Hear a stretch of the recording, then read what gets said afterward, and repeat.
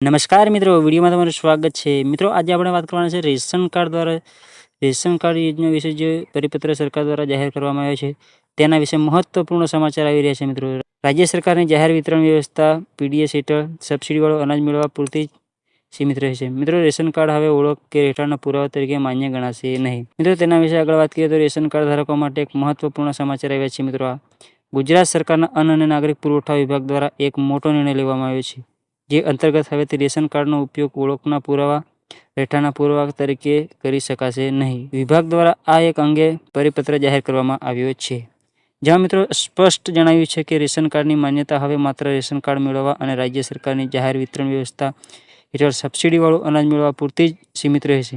અન્યથા મિત્રો ઉપયોગ થશે નહીં. સરકારના આ નિર્ણયથી કારણે હવે બેંક ખાતું ખોલાવવું, મોબાઈલ સિમ કાર્ડ મેળવવું કે સરકારી યોજનાનો લાભ લેવા જેવી વિવિધ સેવાઓ અને દસ્તાવેજો માટે રેશન કાર્ડ રજૂ કરી શકાશે નહીં. આ માટે નાગરિકોએ આધાર કાર્ડ, પાસપોર્ટ, ચૂંટણી કાર્ડ અથવા અન્ય માન્ય સરકારી દસ્તાવેજો ઉપયોગ કરવો પડશે. આ નિર્ણય હેતુ રેશન કાર્ડનો દુરુપયોગ અટકાવવા અને તેના મૂળ હેતુ ગરીબ તથા જરૂરિયાત લોકોને અનાજનું વિતરણ સુનિશ્ચિત કરવાનું મનાય છે. મિત્રો, આવી સતત સરકારી યોજનાની અપડેટ મેળવવા માટે અમારી યુટ્યુબ ચેનલને સબસ્ક્રાઇબ કરી લે, જેથી મેં તમારા માટે નવા વિડીયો લાવતા રહે. ચલો મિત્રો, મળીએ બીજા વિડીયોમાં.